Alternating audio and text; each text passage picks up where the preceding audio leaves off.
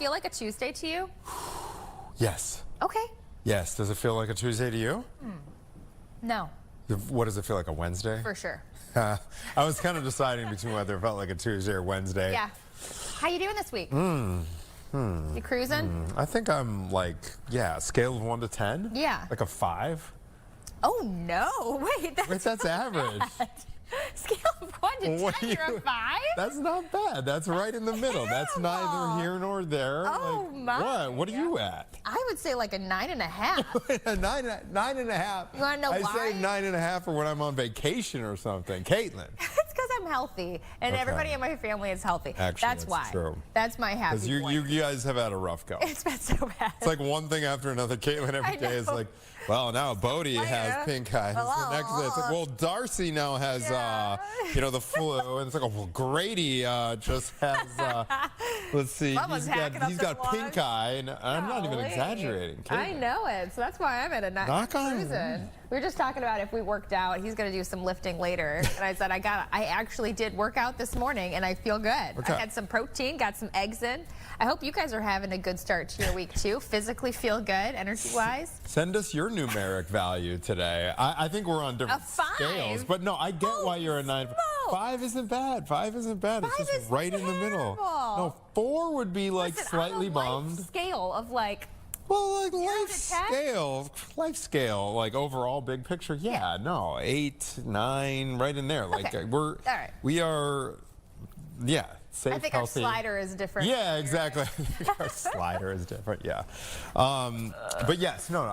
Could I use some higher temperatures? Yes. I get it. Was I just shopping for bathing suits on Target? Yes. Oh my gosh, what's the plan, Caitlin? Do you have a vacation in your sights? You know, Great Wolf Lodge in a couple of weeks. But that bathing suit's not for that. Honestly, I was thinking like sunny, warm. I know it. Palm tree or something. But... I'm planning it.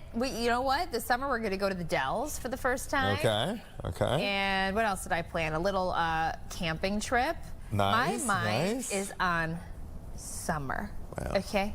And we've got a lot of winter left. What about you? Are you looking forward to anything? What's on your We don't have anything major planned actually right now. We're kind of nailing down some spring break plans. We're probably staying close. We need to save budget-wise. Oh yeah. We're trying to tighten the belt right now and keep it kind of modest. I know. I got to redo our budget. We splurged for fall break. We went to Mexico City. Right. So yeah, it's time to kind of batten down the hatches. Right. It's just something to look forward to. Oh, you have to have it. I'm just like on this spree of like, you know, when you like focus on, maybe this is just my personality. When I focus on something, like I do a lot of it.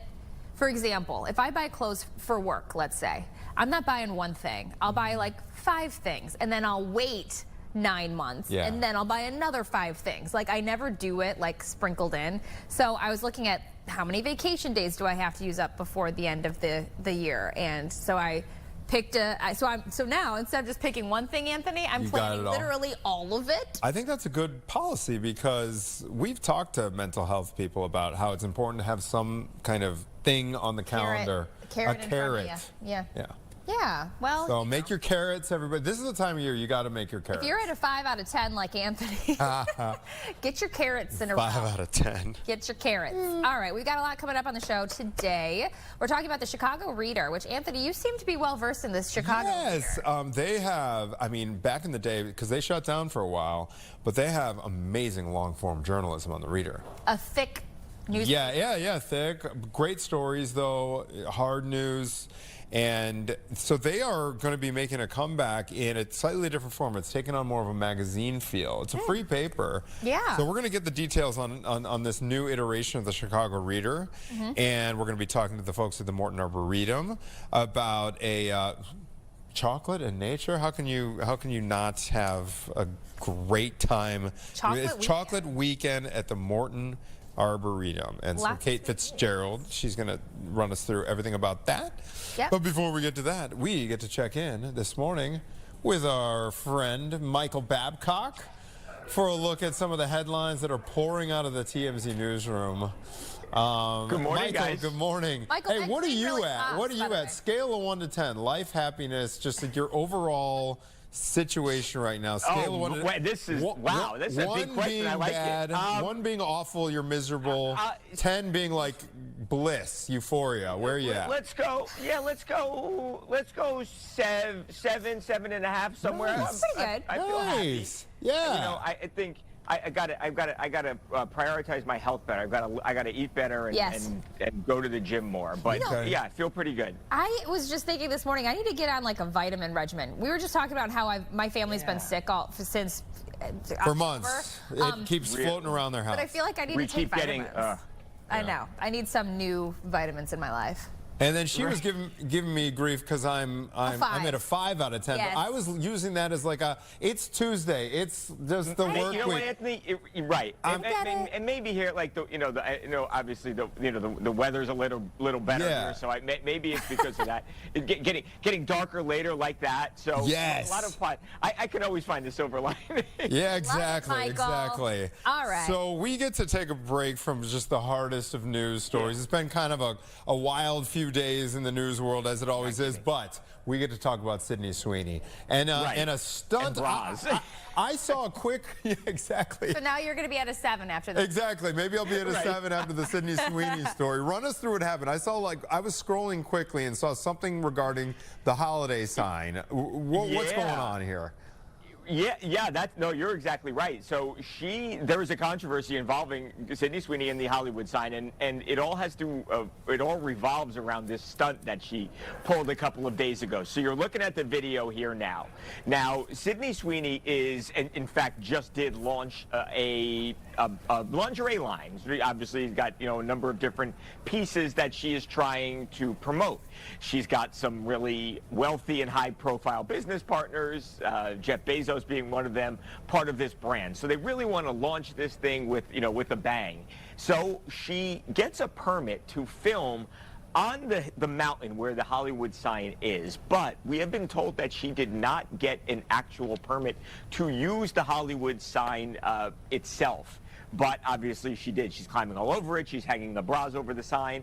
And the people who own the sign, the Hollywood Chamber of Commerce, they are really upset with her. And they said, hey, look, you did not have the permit to do this. And because of that, we've got to now work something out. So they could technically go to the police and file a police report, and she could perhaps then be in some trouble, or they can work something out financially and she can pay them a little bit of money, and I assure everybody's happiness level raises up then if that happens. So look, I think there are skeptics out there who say, oh, this is all one big publicity stunt, and maybe it is. But the Hollywood Chamber of Commerce people say, yeah, look, she did not have the right to do this, and we are really mad about it.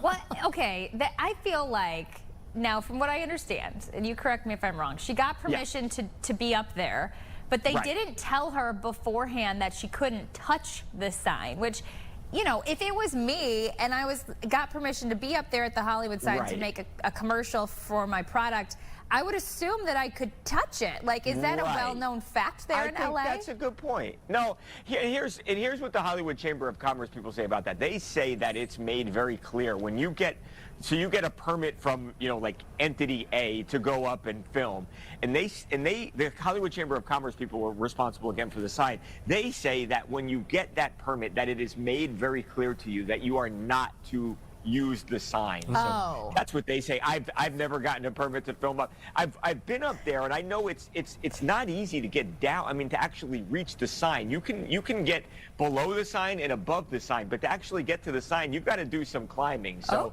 interesting. Yeah. How big? I'm so curious because I've seen the Hollywood sign from a distance. Yeah. It's always fun to kind of look up when you're in certain neighborhoods of LA. What is the scale of it? Because it's hard to tell in that video. Really huge. But like, I want to take like I don't know, maybe like something like 30 feet or so each letter, maybe even more. I gotta look it up because I'm totally making that up from just what my perspective was being there. But yeah, I mean it's a big sign, it really is. Yeah. And it used to say Hollywood Land, right? Yeah. Never when I was here, but back in the day. Yep. I've seen the photos. Wow. All right. So Michael, in a situation like this where you kind of alluded to it at the end of your summary there, that situations like this is just kind of a publicity stunt, even if there was a line crossed. in situations like this, will it help a brand, even if it is illegal? And like, you know, a lot of, I remember Michael Jordan, when he first debuted the Air Jordan 1s, the league fined him. And the NBA fined him because it didn't, the colors didn't match the Bulls uniform. But what Jordan and Nike did was they made an ad after that saying banned, and sales obviously shot through the roof. So yeah, what do you feel like that could be something here? That's a great point. I think it absolutely helps. I mean, look, it's basically, you know, everyone who has covered the story is essentially giving the brand a free commercial here now. So even if it ultimately cost them some money, it's really the controversy. If she had gotten the permission to go up there and be on the sign, I don't know if people really, you know, would have paid as much attention to the story as they have. But the fact that she wasn't allowed to and now might be in some trouble, yeah, I think it's probably done wonders for the company. They've got money, like I said, Bezos is behind it, so they've got money. But I mean, the attention is something that's sometimes hard to buy organically, and now she's gotten it. I will say this: there are other people who have gone to the Hollywood sign, and they will tell you that the second they touch that sign, that there are sensors, and that there was either a helicopter that came up there or police that immediately came up there. Why that didn't happen here, I think, is a good question. Well, if Bezos is involved, he has all the money in the world to protect Sydney and this you know, incident. But like you said, you guys, if this didn't happen, we wouldn't know that Sydney Sweeney is selling bras. Yeah, that's right. Well, hey, I want to ask you this too, in terms of her overall brand, because she made headlines. This was some months ago regarding the jeans. I've got good jeans. Yeah. So where is she fitting in? I know that, you know, they talk about the liberal Hollywood, and you know that's not exactly fashionable. But like, hey, what kind of brand? Where does she stand brand-wise? Right. No, I think that's a good point. That I think she's a bit controversial even still. I mean, she's done some things over the last year or so that people have found to be objectionable. Obviously, there was a lot of controversy around that American Eagle ad and talking about the good jeans. Look, many people thought it was completely harmless and it was just a jeans ad, and other people felt like that there was a deeper, more harmful message there. Then she was selling, I mean, literally selling her bath water. So she has done some things that have irked some people. So yeah, I wonder how this will sell. I mean, I get it that a lot of she's popular in some circles. She's popular with a lot of the male audience, clearly. But yeah, I don't know that this is automatically going to be some smash hit. We've seen other celebrities do similar things and make a lot of money. Oh yeah. I'm not sure that's certain for her, like a guarantee. Not at all. Oh, I'm sure she'll be successful with it. All right, let's talk about Bella Hadid, which, by the way, Anthony didn't know who Bella Hadid was. I didn't. Before we're talking about her. If you saw her, Anthony, you probably would. Okay. Yeah. Okay. Maybe we have a photo or two. Gigi Hadid, are you familiar with Gigi? I've heard the name for sure. Gigi, yes. Victoria's Secret models. Probably more famous, more popular. A big breakup, I guess, is in the news after 2 years. Aiden Benuelos is the guy. This is really interesting, actually, because she was dating this guy for about 2 years, but you want to talk about somebody who came from a completely, polar opposite just world than she did. He's a cowboy. I mean, a real deal cowboy. On horses day in, day out, and really doing hard work in Texas. Obviously, as she is one of the most prominent, highest paid, glamorous models in the world. And it was sort of an opposites attract situation. Dated for 2 years. She lived down there with him in Texas. She was, I think, very much living that lifestyle. And now we have been told that they have broken up. It didn't seem like there were any issues. We had seen them together over the last couple of months. They were at an event together in October, same in December, and everything looked to be really going strongly. However, obviously these things can fall apart quickly, and it sounds like after 2 years, no future, no wedding bells, unfortunately, and both going their separate ways. Oh, there they are. Okay. I don't think I've seen either of them. That is impressive. That picture doesn't look like her as much to me. It definitely is her, but It doesn't necessarily look like her to me. But yeah, I think Gigi's the more popular one of the sisters. I am impressed that she basically like went off the grid to in certain respects to like live. I mean, she still worked, and she still worked, and she was still a celebrity and all that stuff. But yeah, I think she really did change her lifestyle, her way of life. I mean, you can see him there, the cowboy outfit on. Maybe not exactly high fashion. Yeah, that he was bragging to all of his cowboy friends. Look who I am dating. So this guy Ben Wells is like a ranch man. Yeah, he is. He's like cowboy. A legit like. I wonder how they met. I believe he competes too. Actually, rides horses competitively. So he's clearly a talented person. Just different than what she's typically used to. I'm intrigued. I'm intrigued. They had that dating show with the cowboys. They should have had a reality. Yes, yeah, marry a cowboy. Yeah. Yeah. So you want to marry a cowboy? Well, with all this Yellowstone stuff going on, I get it. It's like a thing right now. Right. Yeah. All right. Well, interesting. Their love. We'll see. Michael, thank you, sir. Always good to chat. Thanks, guys. I'm gonna try and bring my happiness to an 8. Yeah, dude. I think after this, I'm at a 6 or 7. Michael, you just put me up a click or two. I myself too high. I think I was. Yeah. All right. Thanks, Have guys. a good day. Good to see you too, man. All right, 10:16.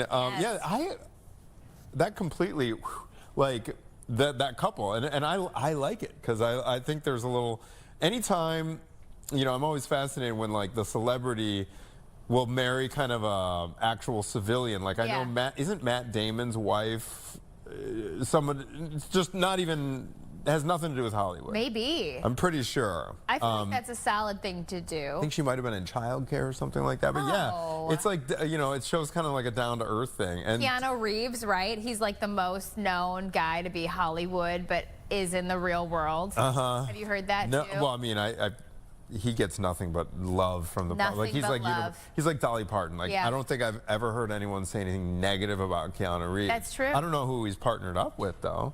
I've seen pictures, but I don't know her. So maybe she's not in the spotlight either. But I'm with you. I wish I had been following this love relationship because I think it's very interesting. That is interesting. And 2 years is kind of a long time in Hollywood. Oh, yeah. So it wasn't just like I want to cosplay as a cowboy or cowgirl for a little bit because this guy's handsome and I can lean into the aesthetic. Like 2 years is legit. Yeah. Well, yeah. Something happened. Maybe it was just too different. Too bad. Okay, so we are going to go to a break right now. When we come back, though, we get to talk to Pulitzer Prize-winning investigative journalist Sarah Conway, who has been named editor-in-chief of the newly relaunched Chicago Reader. That is when we come back. Stay with us. If you can't work because of anxiety,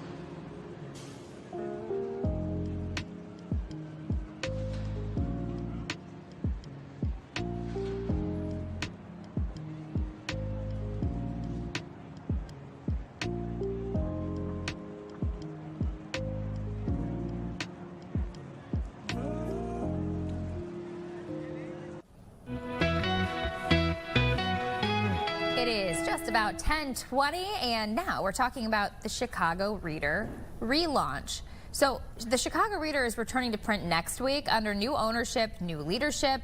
And joining us this morning is Sarah Conway. She's a Pulitzer Prize-winning investigative journalist who has been named editor-in-chief. Good morning to you and congratulations, Sarah. Thank you so much. I'm so happy to be here. So how did you get involved with this new role?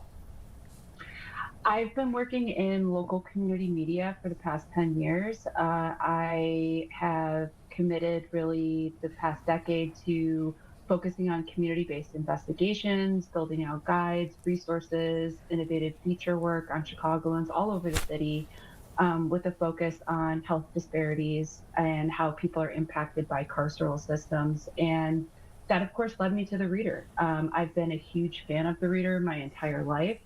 It was literally the first guide that I ever used to get into the cinema scene in Chicago as a teen. And I saw the opportunity come up and I was so excited to join and be a part of the Reader in this new journey that we're on. Sarah, when you were speaking, it just occurred to me, my first exposure to the Chicago Reader, I would read those. There was some section in the Reader, I don't know if it still exists, but like, it was called like Chance Encounters, where like if you saw someone you liked on the train, you could write in and say like, hey, if you were on the Brown line at 5:40, does this ring a bell? It does ring a bell, and I know exactly what you're talking about. I think like the Reader as like a 5-decade-old institution that's been covering like alternative scenes in Chicago, and just I feel like people and all the weird things that we have here. It's been a place where we have historically done storytelling like that, like bringing the public into our work, being able to have folks share out like, you know, strange encounters that they have throughout the city. And I think that I know exactly what you're talking about. And it's the type of journalism that we really want to bring with us as we're moving to have a monthly print magazine, or we're launching in February, which I'm so excited about. It's our winter arts preview. And we are moving to become a digital first newsroom where we're going to be very intensely covering all the culture and art and happenings in the city that span from community-based investigations to doing, you know, profiling the Chicagoans that are creating the art that we're known for around the world. We're really like a city of culture makers, and the Reader is going to be the print monthly magazine that's for people and really uplifting the voices of people throughout the city. So we're super excited about our next move and where we're going. Issues are going to hit the ground on February 4th. And so we you know, want to invite Chicago on this path with us moving forward, where we are going to have now a monthly print magazine that is alternative and strange and capturing all the amazing stories that are out there. Okay, so you mentioned how digital first. I think that's where everything is going. Why is it important to the Chicago Reader to not get rid of a printed version? Why are you doing a magazine still? You know, we live in a time where we are so overwhelmed by digital stimuli, and I think having a print product, a print magazine, is a way that we can create something that Chicagoans want in their homes, something that you want to sit with and that you want to enjoy and you want to digest. And one of the things that we're launching in our February issue that we're excited to invite people to be a part of is that we're curating a calendar of events that are intentionally chosen because we want Chicagoans to get out of their digital bubbles, to connect with other people IRL, to you know, have a fantastic guide from really some of the greatest, I think, cultural writing minds in the city about where to go to, what shows to see, like in music, what performance, theater productions to get out to understand about all the weird, interesting underground film culture that's happening, you know, from the north side to the south side of the city. We are creating a print product to, I think, hold on to that, like, it is valuable to have something in your home that you want to sit with and enjoy.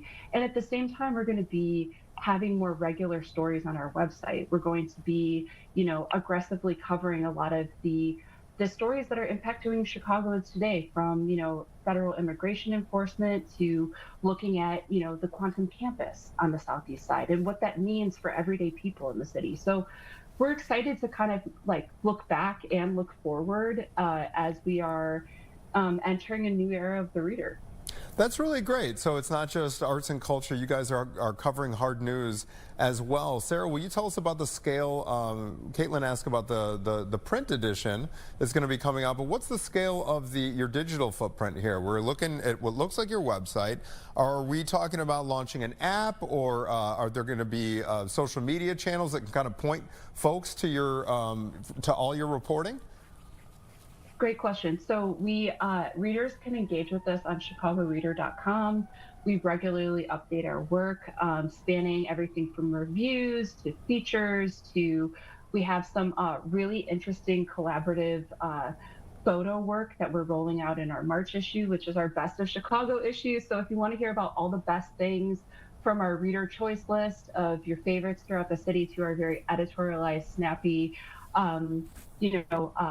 editorial side perception of, the best of Chicago, we have a huge treat for you coming that's going to feature some columns about film culture in the city. We're going to also have new voices as writers who are going to be looking at the role of a lot of our Latino photographers in the city that are just killing it.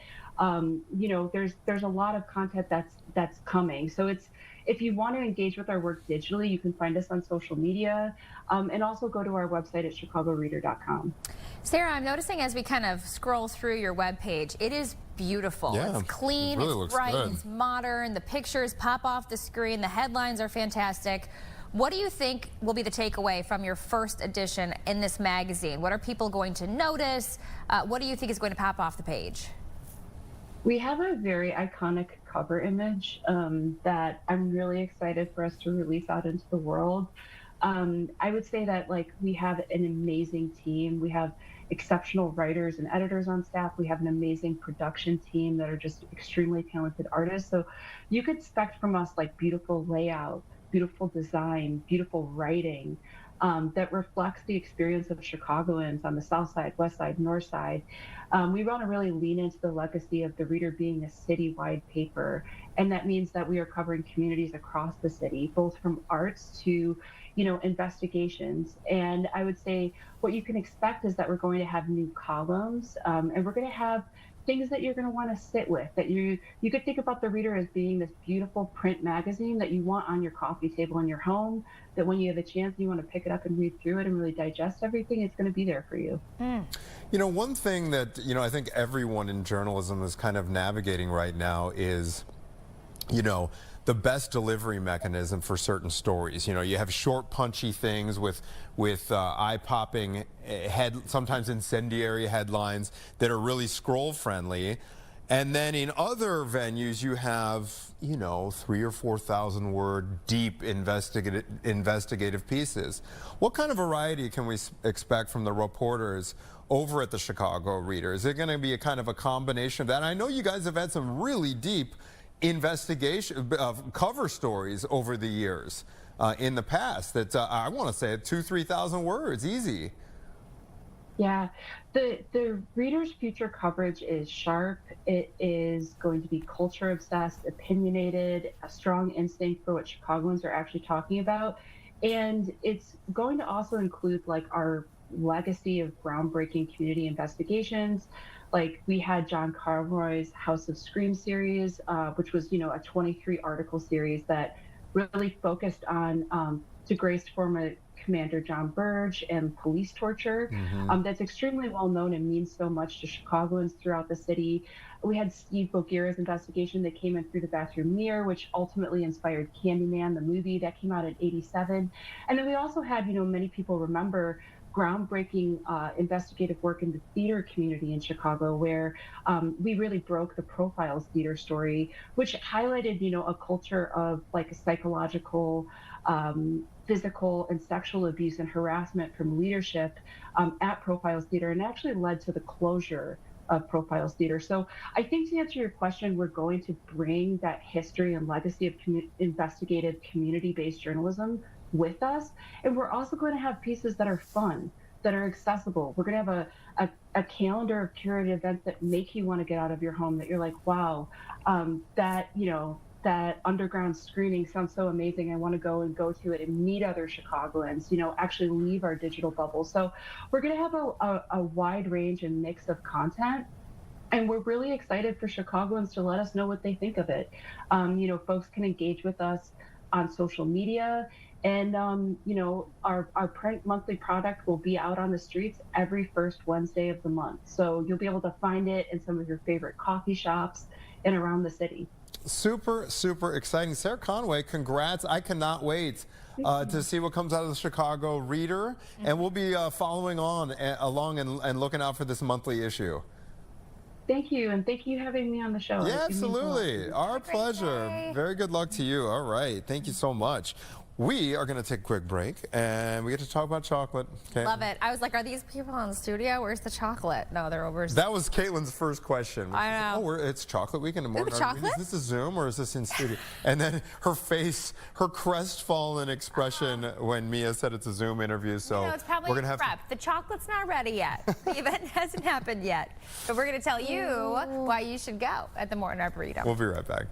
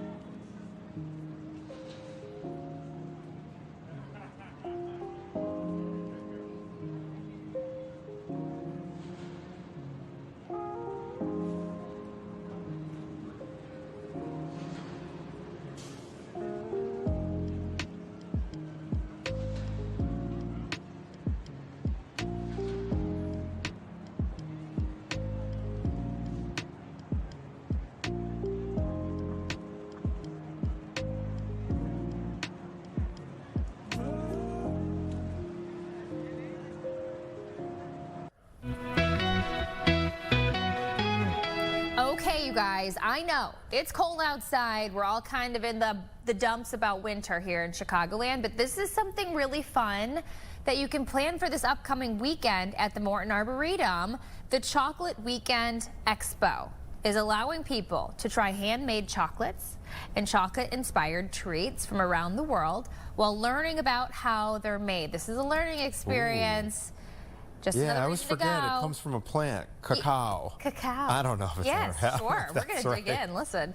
All right, we are joined this morning by Kate Fitzgerald. She's the special events planner for the Morton Arboretum. Thanks for joining us this morning, Kate. How are you doing? Morning. Thank you for having me. Okay. I'm at a tent today because I'm here to talk about chocolate. Let's go. Let's talk about this chocolate weekend. How did this come about, first of all? Well, this is our 15th annual year celebrating chocolate. It's a great way to tie the sustainability of the cacao tree from tree to tree, celebrating chocolate in the colder months, like you said. It's a great opportunity to get out and support the Arboretum and all the work that we do to conserve trees from around the world. Cacao. So I did get it right. You did, yeah. What can you tell us about the cacao tree? Well, I can tell you that the cacao tree is not at the Arboretum. The Midwest is not a hospitable climate for the cacao tree, but with our global tree conservation program, we do support trees from around the world. So cacao trees are trees that we support in our efforts. And it's, as you know, it makes this wonderful bean that we all love as chocolate. So when people come out to the Arboretum, they learn a little bit. We have some educational classes and tasting experiences, but it's also a wonderful opportunity to just support local businesses that craft small batch chocolate. A lot of women-owned businesses that are, usually slow at this time of year. So it's a great opportunity to connect with everyone from around the Chicagoland area. Okay, so you're mentioning Chicagoland area, but off the top here, we were teased that this is going to be chocolate from around the world. So what kind of places are we talking? Where's this chocolate coming from? So chocolate mainly comes from areas around the equator. This year we have a really fun guest speaker that is from Guatemala. She's a traditional chocolatier and we'll be hosting a class on the ancestral practice of chocolate. So she'll be bringing her chocolate from Guatemala. But that being said, all of these vendors use the chocolate that comes from these areas in their crafted treats. Delish. 15 years. Talk about the event itself, how it has changed and evolved and perhaps grown in the last 15 years at Morton. Yeah, so in the past 15 years, we've developed a lot more relationships with some of our vendors. So this year we have more vendors than ever. We've got a large range of vendors. People continue to get more and more creative with how they use chocolate.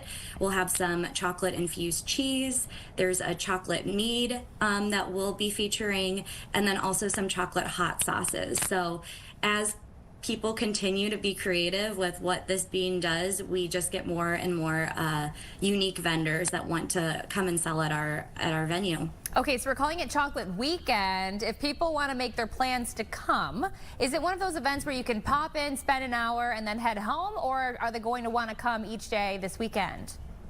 Yeah, so it's a great pop-in. It's really cold outside. This is all indoors, so you don't have to be outside for too long.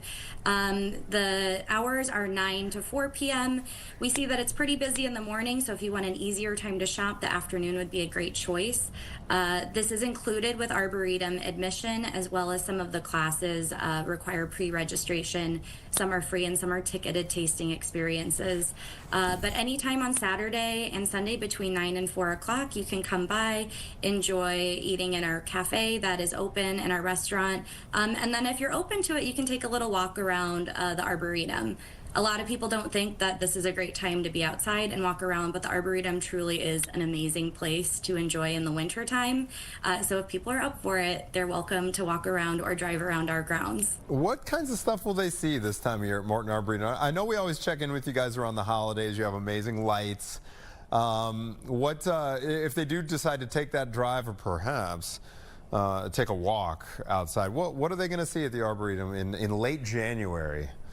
Yeah, so there's lots of wildlife actually out in the Arboretum at this time of year, so wouldn't be surprised if you come across some of that. We've got beautiful collections of our conifer collection and our spruce plot. Those are really beautiful trees to see at this time of year.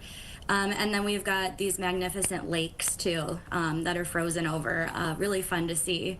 So people, like I said, if they're up for it, they can experience that. But we also have a large range of events coming up that are indoors that encourage people to come out and support the Arboretum throughout the next few months. Okay, Kate, you know what's on the docket. Specifically, what table should people not miss at this chocolate weekend? What's your favorite? Oh gosh, there's so many to choose from. That's a really difficult question to ask. I think everybody needs to hit every single table. A lot will have samples, and everyone, would love the business. So, great question. I will be at all 25 plus of them. Wow, that's a tummy ache right there. Yeah, you can see they're handing out samples and everything like that. I remember see that one right there. I remember licking the what are they, egg beaters? Egg beaters when your mom used to make my kids. The brownie. All right. Spoon. Exactly. Kate, what else do you do all the special events there? What else does Morton have on the horizon? I know, a lot of people don't necessarily think of the Morton Arboretum or the Botanic Garden this time of year. So what do you have on the horizon? Yeah, there's so much going on. I think people forget about that. So thank you for asking. Coming up soon, we do have a Valentine's Day dinner. Tickets are selling pretty fast, but you and your Valentine can come out to the Arboretum and enjoy a dinner. We also have Juniper Junction. It's a large-scale model railroad, and that will be in our Firefly Pavilion from February 14th to the 22nd. During the day, it's a great opportunity for kids and families to come out and check out these trains. And then we've got a new dining event coming up called Dining in the Dark. And that is where guests are blindfolded and enjoy a 4-course meal and get to figure out what they are tasting through this sort of sensory experience. Wow, when's that happening? Coming up on the 27th and the 28th of February. I think you would love that, Antho. Should do that on Valentine's. That would be fun because it'll heighten your sense of taste if you're blindfolded. Everything else becomes more. All your other senses will become more vivid. All right, talk about tickets. tickets. It's a great option. Online, do you guys offer? Do you suggest a yearly admission pass? Do you guys offer that? What are the prices looking like? Is it something that is cheaper for people who are from Chicago? Yeah, our members enjoy lots of benefits. There's yearly memberships available. You can learn more about that at mortonarb.org. But with membership, you get free admission throughout the year. It's a really great option to support the Arboretum as a nonprofit and get to enjoy a lot of discounts on these events that I've mentioned. Nice. Very, very cool. We'll be checking back in. I want to hear about this blindfolded dining experience. Yes. Check back in with us. Kate, thank you so much, and I hope Chocolate Weekend is a great success. Thank you so much. Anthony, you like to eat dinner with your wife without talking. I do. Yeah, we had to. Be a new experience. You could do that. Did you, by the way, hear my 15-minute coughing fit today? I did. That was... What, was it a piece of oatmeal that came out of your nose? I don't know what it was. It evidently is resolved. This happened during our 7 into 8 o'clock hour. I had eaten breakfast during one of the breaks, and it was my overnight oats. And after that, it just felt like I had a crumb back there and kept drying me out. And he wouldn't stop coughing. For 15 minutes. For 15 minutes. He had to exit himself from the studio. When my husband does that, I almost threw a joke at you earlier this morning, but I thought he might not think it's funny. I would just say, stop coughing. I know. It's like when he sneezes. I do that too. I'm like, all right, that's enough. That's enough. Yeah, that's enough. I've heard ya. This is funny too. We were looking to get out of the house over the weekend, and so we kind of did the divide and conquer thing. Maggie took Theo, I took Jero. Nice. Jero said he wanted to go to the Botanic Garden. Okay. And they've got these 2 indoor greenhouses. One of them's real lush and jungle-like, and the other is like desert, which is cool. They have rock gardens, cacti, that kind of thing. Come to find out, we get there, both of them are closed because they're prepping for some special event, something cool. So, but there was this huge line that formed. Huge line. Everyone was there. What the heck is going on? It was a seed exchange at the Botanic Garden. No seed exchange. way. Jero, 4 years old, is like, I want seeds. I'm like, Jero, the line is, it was from here to Giordano's, which is 100 meters. Absolutely not. He wanted to wait. I'm like, what? Well, we're not on the screens. We're out of the house. Fine, Jero, you want to wait? You want to wait? Fine. You want seeds? Fine, let's go do it. So we waited. It turned out not to be that bad. The line got moving pretty quickly. And then they allowed us to take 10 packets of seeds. So Jero just grabbed a bag. He was happy as a clam. Like veggies and stuff? Veggies. Okay, we got wildflowers. We got melons. We have microgreens. We have a bunch of stuff to plant. You are And he came back wanting to plant it. I love that. I'm like, Jero, the ground is rock solid. I cannot. Yeah, we got to wait. But I've seen my neighbors. They get these things they put in the window. Probably not yet. Yeah. But they're like those little pods. Yes. You can put your seeds and get them started. You can get them started. Yeah, I think we could probably do that with the microgreens. Maybe at the hardware store they would sell a little potting soil. Exactly. We could get it going. Oh yeah. But this is the kind of improvisation that it takes some Saturdays. But it's cool to know that these things are happening at Morton Arboretum, and we salvaged the afternoon. I love that. Isn't that funny? He like saw a line for seeds and wanted to wait in this That line. is I'm the like, cutest you have no thing ever. attention span, but you wanted to, and he waited patiently. And now you guys We are got gonna grow a luscious garden. We are gonna go. A luscious one. We'll That's see if great. that happens. I love that for you. Okay, thank you, Caitlin. We are going to go to break right now, but after, guess what? This has been a busy news day. It's actually Holocaust Remembrance Day, International Holocaust Remembrance Day. And so coming up, have you been to the Illinois Holocaust Museum I have yet? not. Okay. Am I thinking of the up in find out. Skokie? Yeah. Is Adina here? Yeah, the one in Skokie. I've been a couple of times. It's right off of 94, but right up there near Old Orchard. And it is, I feel like the United States Holocaust Museum in Washington, D.C. Now that is an experience. I've been there. You cannot leave there without like lump in your throat. They've got that whole meditation like sanctuary at the end of the exhibit. The Chicago one is moving as well. It is a really great facility. And we are going to be speaking with Kelly Zani? I hope we'll get her pronunciation when we come back, but she's one of the senior VPs and she's one of the curators up there to talk about why this is especially important this year. So we're going to talk to her about how we observe International Holocaust Remembrance Day when we come back after this. I'm John Morgan of Morgan & Morgan.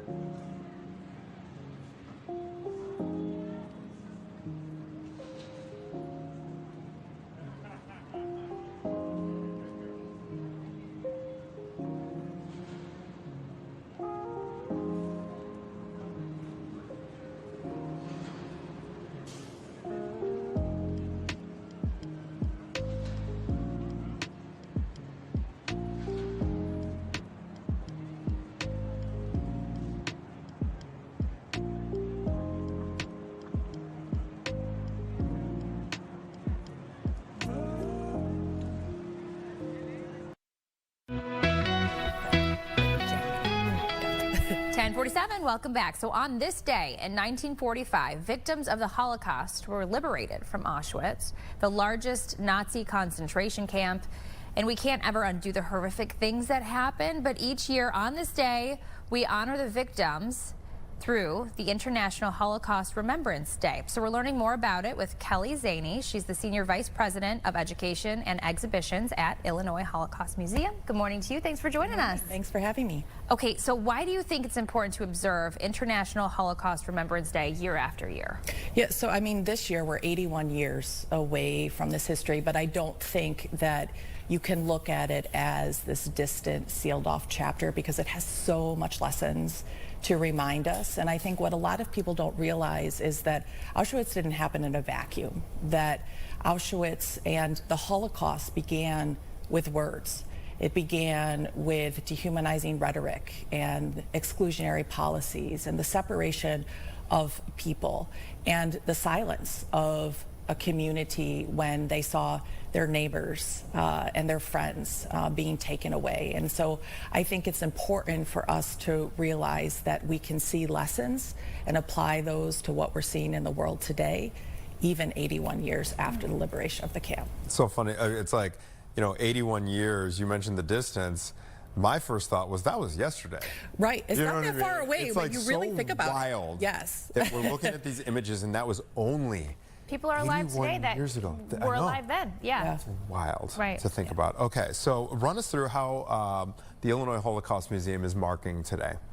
So we encourage people to visit our temporary downtown satellite location at Experience 360, 360 North State, to tour our exhibitions, immerse themselves in our virtual reality films, have the opportunity to have a conversation with our holograms, our interview, have a conversation with survivors of Auschwitz. We're also hosting a major commemoration at the Northbrook Public Library this evening with a one-man show called Pieces of a Man at 6:30, which really talks about kind of that intergenerational trauma and memory that comes from the children and grandchildren of Holocaust survivors. That's what we're looking at. We're running through some photos. I'm assuming this is from your spin-off, your Chicago location. People, you mentioned how you can walk through, you can listen to these different readings that are on the walls. Anthony mentioned how in Washington, D.C., it's heavy, it's dark. Yeah. What would you say to people who are thinking this might be too much for me to handle? Yeah, it's a great question. I think ultimately when you listen to any of our survivors, what they ultimately leave you through, and is something that kind of, I've been doing this for 25 years, that kind of keeps me going, is that despite all they survived, you are going to hear this incredible belief still in humanity and in hope and in courage and in understanding that the impact you can have by educating about hatred, educating against intolerance. And so I think ultimately when you tour our museum, yes, there are moments of heartbreak, but ultimately you're going to see the strength and resilience of a community of survivors, particularly those that settled here in the Chicagoland area, that because of their survival, knew that they had to continue to speak out against hatred and indifference in our world today. And I hope people find that to be empowering for their own lives today. Will you tell us about, it's kind of more of a logistical question, but I have yet to visit actually the satellite location. Will you tell us about that, kind of where it is, what the scale of it is? And then for folks, Caitlin has yet to visit the Illinois location. She's been to you've been to the one in Washington, D.C., and kind of the significance of Skokie as well, and kind of why it landed there. Yeah, so so Skokie itself, so our museum was founded in the late 1970s because of an attempted neo-Nazi march that took place. And Skokie at the time was home to around 7,000 survivors of the Holocaust, one of the largest Holocaust survivor populations in the world. And survivors knew that if this new type of hate could come to their home, that they could be threatened by this, that not enough people knew about the Holocaust and its history and its lessons, and they had to raise their voices against it. And that was really a catalyst towards the creation of our museum, and really survivors across the country to begin to memorialize, to begin to educate. And so currently our Skokie site is closed for major infrastructure upgrades that we're looking to reopen sometime in late summer, early fall. But in the meantime, when we're looking at the rise of anti-Semitism, the rise of divisive rhetoric in our world today, we knew we had to continue to have a location where we could educate, where we could welcome visitors. And so we opened Experience 360, and that gave us also the opportunity to double down on where our institution leads, and that is in the merger of technology and immersive storytelling. So the ability to walk in a 360 environment along with survivors and their sites of hiding and the concentration camps as they're telling you their stories of survival, or to be able to participate with our interactive holograms and actually have a one-on-one conversation with a Holocaust survivor. These are the opportunities we provide you at Experience 360. I would like to dive more into the survivors. You said there a lot of them were here locally. What has your experience been in hearing their reaction to the displays that they see either at the satellite location or your main location? Yeah, it's a great question. I think they continue to understand how important it is to use their voices to speak out.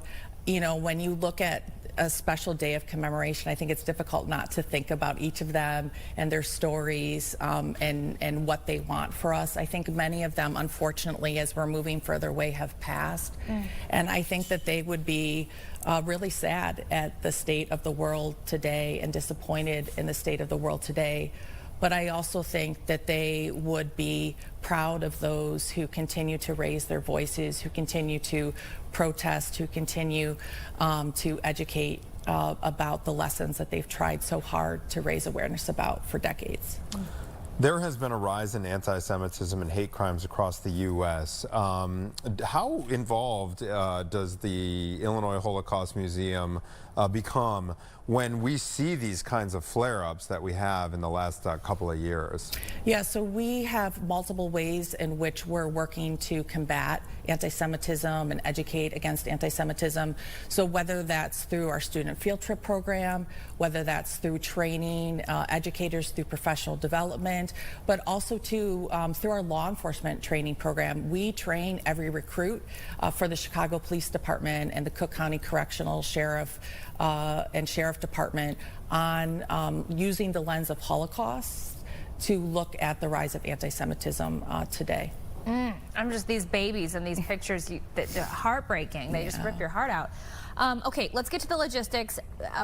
If somebody's watching, they want to come visit, what hours are you guys open and where should people get more information? Also, you did mention training in school. I'd be curious if there are educators that are watching that think, I want to get more involved with this and bring this to my school. What should they do? Yeah, so for anybody that's interested in visiting Experience 360, or if you're an educator that wants to attend our workshops or bring your students on a field trip, you want to visit ilholocaustmuseum.org. And we're actually open seven days a week, 10 to 5 p.m. What age group, by the way? Yeah, I was going to wonder, what do you... So at Experience 360, we're looking at 7th grade and up, so 12 and up. But when we reopen in Skokie, we have exhibitions for young people as young as 6 years old. Wow, okay. Yeah. So it's not too heavy for the 6-year-olds. Well, I mean, obviously it's heavy. Yeah, but it's exhibits. It's our youth exhibit that teaches the seeds, right? Yeah, how to be a good human being, how to speak out against indifference, those seeds that you need before you jump into the larger history of the Holocaust. Before we let you go, what do you got going construction-wise up there? What kinds of improvements? Because, I mean, when I visited, I remember I took my wife's half-sister when she visited from Nebraska. She had never been. We spent the afternoon together because Maggie was working. And it looked brand new. I mean, everything there it looked like state of the art. And, well, thank you. It is. Yeah. But, you know, I mean, we've been really blessed in the 16 years that we've been open. We're receiving more and more visitors. And so we needed to build and recreate a larger welcome center and one that's accessible for the number of visitors that we're getting, the number of students that we're getting, as well as a brand new auditorium and a brand new reflection space that gives opportunities for our visitors to have that moment to pause and reflect. That's the first thing that comes to mind when I think about going to D.C. at the U.S. Holocaust Museum. It's how when you take in, it's so much to take in. Yeah, sometimes you need a beat. You need a beat before you re-assimilate into the real world, right? Absolutely. And I just remember it's a big, round, rotund kind of environment. And so you guys have something bigger scale to do that right here in Chicagoland. That we're building, yes. That is super exciting. Oh my gosh, thank you so much for being here to mark this this solemn day. Kelly ZinZanni, we look forward to, let's follow up. Please when do. you guys open back, so you're saying late summer, early fall? Yes. Let's do that. Yeah, really exciting. Let's do that for sure. Please do. International Holocaust Remembrance Day. Yes, it's here. Okay, it is 10:58. We got another jam-packed hour of Chicago Now, starting at 11. I see Tia, I see Gabby, and they're going to be where we're sitting after this short break.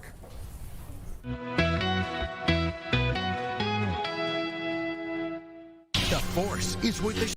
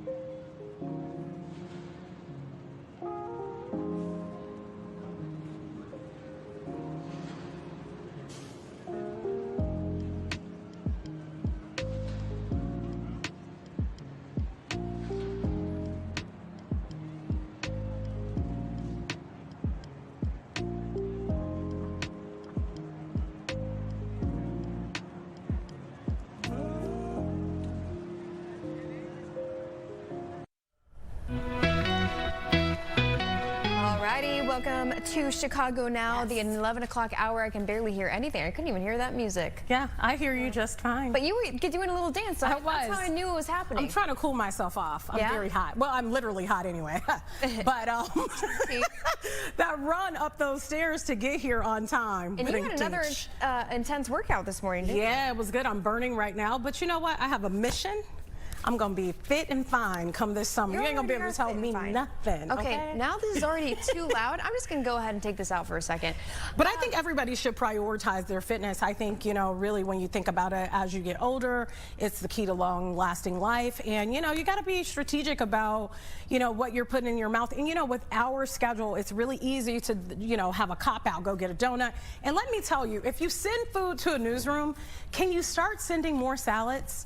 We get more donuts and all the greasy The amount stuff. of pizza that we could get is insane. You know what? We appreciate those things. Don't get me wrong. Don't get me wrong. A little more salad. But maybe a little bit something healthy. Smoothie. On the side.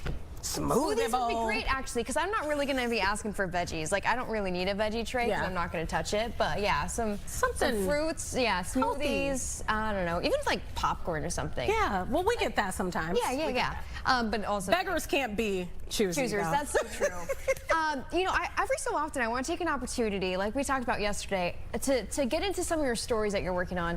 Like, can we tease the one that's happening tonight? So the one tonight is about K9 Boone. Shout out to Boone. He is so cute. 4-year-old Labrador Retriever who is a K9 officer with the Cook County Sheriff's Department. And what his job is to sniff out electronics, but really he's saving little kids' lives because he's sniffing out the stuff where oftentimes they find, sadly, child pornography, videos of children. And so Boone has been on the job since 2022, and he is absolutely phenomenal. So we got to spend, I would say, almost a whole day with Boone. We didn't get to go to anyone's houses. That was kind of prohibited, but we did see how he's able to sniff out things. And I'll just leave it at that. That's a good You told me this story like weeks ago. Yeah. And my mouth was on the floor because I was like, my jaw was on the floor because I was like, how does that even work? Like, you hear about them sniffing out bombs, you know, drugs, things like that.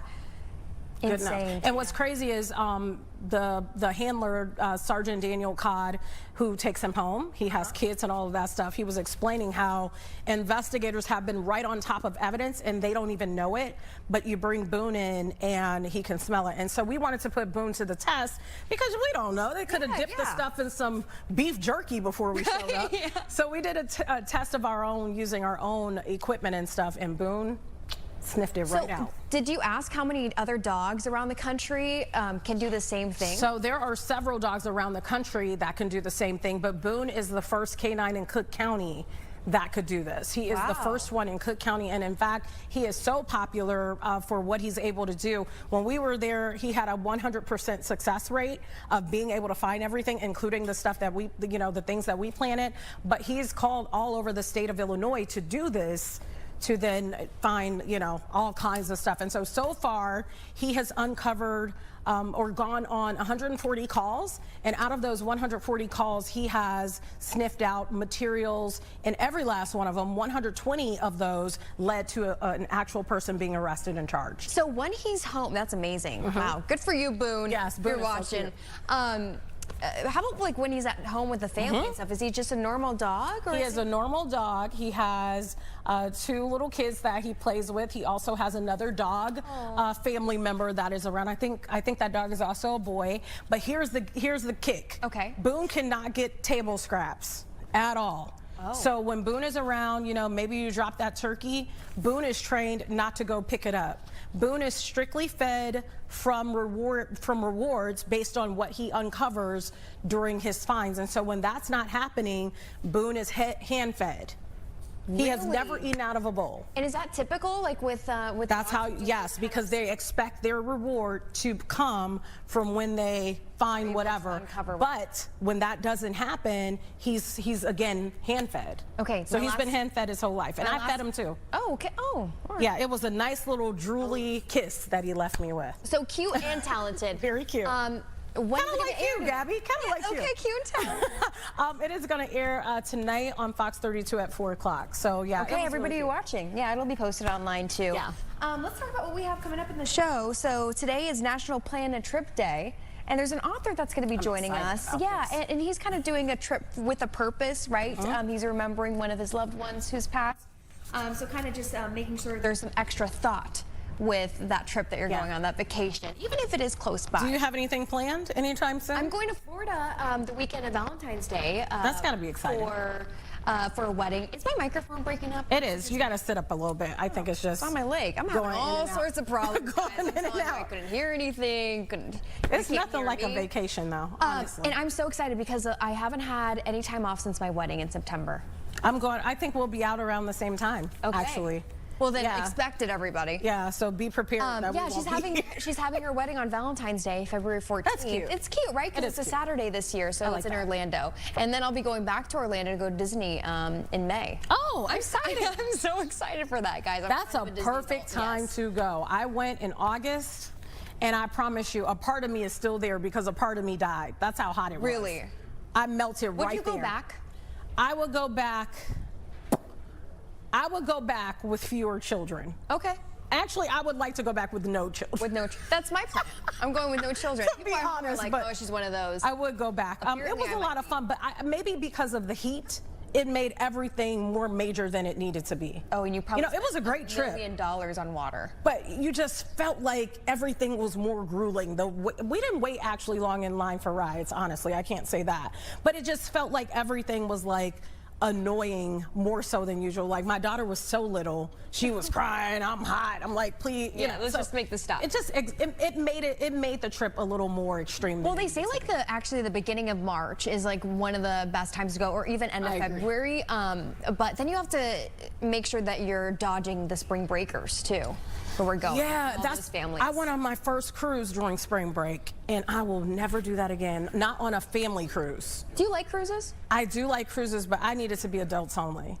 Okay. I can't do all that because people leave their kids on a cruise. Like they leave them in the cafeteria, they leave them in certain places. And, for me, I don't like that because now I'm policing your kids, but I left my kids at home. So I don't particularly like that. But since we're talking about trips, this is a perfect segue. It is National Plan a Vacation Day. And what better way to celebrate than with an expert to talk all about this? We have author Barry Hoffner, who is joining us with some tips on traveling with more intention this year. Thank you so much for joining us. To you, Barry, good morning. The first thing I said, I don't want to travel everywhere I go with children. And maybe somebody out there is like me, sometimes you want to go on adult vacations. Where would you say right now is a hot spot for people to travel to? Well, as I understand, a place that I'm very fond of, I've been twice in the Caribbean, is a country called Dominica. Wow. I think it's a very small country. It's only got like 70,000 citizens. It's one of the few places in the world where sperm whales nest all year round. They're amazing to see. It was also voted, I think, Condé Nast's friendliest country in 2024. It's incredibly kind people, amazing nature, great hiking. It's not a glam beach resort place, so you do get a little bit of local culture. So that would be one of my favorite places. One of those places for ecotourism, as I like to say. Yeah. That sounds really nice. Barry, you're an author of the book Belonging to the World, A Journey from Grief to Connection in Every Country on Earth. Tell us about this book. It's a beautiful cover, by the way, and what inspired it? Thank you very much. Well, I've been fortunate to live and travel all over the world during the main part of my work career. Including a long journey through Africa with my wife, my late wife. 8 years ago, I lost her in a very tragic accident. And with my kids out at university, I just decided to give everything up for a while to try to find myself again and find awe and wonder in the world. And I embarked on this journey to travel to every country in the world that I've recently finished. Wow. Well, first of all, I'm sorry for your loss, Barry, but a lot of people may be able to identify with that, and trying to heal, is one of the things that I know can be very hard for people. I want to ask you about the cover of your book because it looks like the Masai Mara to me, but I'm not really sure where you were. Where did that picture come from, and what made you pick that picture for the cover of your book? Yeah, thank you for that question. Well, the picture comes from Southern Africa. It's the idea of Africa, which was very important to me and my wife. I've done charitable work with young women in West Africa for 15 years. My wife did it with animals. And it's the idea of not knowing whether the sun is setting or it's rising. And the idea of the sun setting of grief and then rising of transformation. Wow, beautiful. And it sounds like you had a wonderful, full-life wife, and I know that she lives on with you and your family, and you sound like a wonderful man as well. Let's talk about some of your travel. You know, do you have a couple of trips that really stood out? You know, were you surprised about maybe some of the people that you met on the way? Yeah, as I like to say, I started out seeking countries more as an escape from a big house full of memories. And what I really found were people. And those people are part of my story, collecting their stories. And I really realized that at the end of it, people really just want connection. And they can see me. And that the world is a lot kinder than I think our headlines make it out to be. You know, Barry, one thing I think about because of your healing journey, and maybe you can help guide me through this and understand a little bit more, and our viewers too, you know, when you're on that trip, it's like a high, right? You're like, you know, you're high off of everything you've seen, maybe things you've never seen before, and then you come back home, and sometimes, you know, in my case, I don't come back home because I've, you know, into a house where I've lost someone, but it is almost like a depressing kind of feeling after a trip. It's like, oh, I'm back to this. How do you manage that part of it? Well, we're about to find out, because I've only recently finished my journey about a year ago of pretty much traveling full-time 5 years. I'm excited to be back home, though. I think the journey I've been on has kind of changed the way I see myself and the world. And I feel like I've transformed, and I'm ready to live again in, like I said, this house full of memories, and reconnect with a lot of my old community, but also understanding that there's still places I want to see. And so I will have a trip here and there. It just won't be as intentional as I've done for the last 5 years or so. You know, what were some of the things, if you don't mind sharing, that you did on these trips to remember your wife, to you know, cherish your memory? And maybe is there things that people can do when they go on trips for now on that they can incorporate maybe in their day routine when they get there? Yeah, well, thank you. Believe it or not, my wife always wanted to go to Iran, and we came very close to going. We didn't get a visa. That was about 25 years ago. So being there and just knowing how much she loved her Persian friends in the U.S. Was very important to me. Her three favorite animals in the world were dogs, elephants, and lemurs. And we had many dogs. Unfortunately, in her tragic death, she was killed by an elephant. But lemurs she never got to see. And the only place in the world you can see them was Madagascar. And so that was a very important trip for me, to go and see the lemurs, and thinking about her and all she would have loved to see, an amazing animal with just an incredible history. Wow. So I know we're not, you know, I don't want you to relive your past and what happened with your wife, but it sounds like, based on what you just said there, that she may have been perhaps traveling. What made you decide to travel with intentionality, be intentional about your traveling, given the circumstances of losing someone that, you know, you're so close to, you love so dearly? Yeah, thank you for that. Well, I moved away from home for a while to where my son was in his first year of college, just to get away and kind of try to step out of my life for a while. And after a period of time, I feel like I needed to step back in, but to do it through travel, which gave me anonymity, but also a chance to find more awe and wonder in my life again. And after my first couple trips, I realized that I was really living again. I was learning. And most of all, like I said, I was collecting stories. And that just kept pushing me forward. And that's when I decided, you know what? I'm very fortunate to be in a situation that I can do this. So I want to go to every country in the world. And that's what set out my journey. Barry, if someone's watching at home, maybe unfortunately they lost a loved one that's close to them, they also love traveling, could you recommend even just going a short distance, maybe over to Michigan, you know, something kind of that's tangible in a couple of days? Would that still maybe make a difference? Can you still travel intentionally that way? Yeah, definitely. I mean, the thing is travel takes you away from your everyday worries. It doesn't matter how far or where you go. It also shifts your perspective.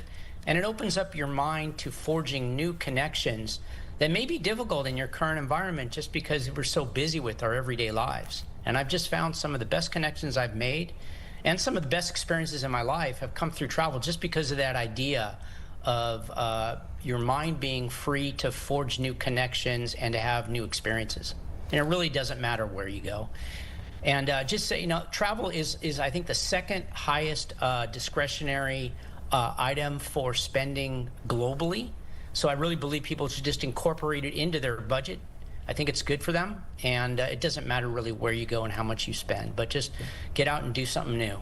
Where is a place that you traveled that, you feel like you'll always have that memory of that place? It was something about maybe the people, the culture, the experience that you had, outside of the one you mentioned at the top of the show. Yeah. Where else? I know you said Dominica, There's so many. So I know this doesn't apply to most people, but my mother was born in Iraq, in Baghdad, and she moved here when she was very young. She passed away a couple months ago at the age of 104, believe it or not. Wow. And I always had that idea to go there someday, but it was more like the idea of going to the moon. And finally, during my journey, I had the chance, and just to go and see where she grew up and find that people were so kind to me. Like I said, I think there's sometimes the world is a lot kinder than the headlines make it out to be. And so I came off of that trip saying, you know what, I do need to go where the world is warning me not to. And if I go with an open heart and giving people dignity, more likely the world will answer back. And that's exactly what happened. Barry, how has your book been released? Has there been good, have you received it well? I guess, what has been some of the reaction from folks who grabbed it? Thank you very much. The book will be released March 3rd, so I'd like to put in a plug for it. So far, the initial early reviews from reviewers and endorsements have been very strong. I'm very happy to see. I believe it's a nice story. It's also a story that people can learn a little bit about the world.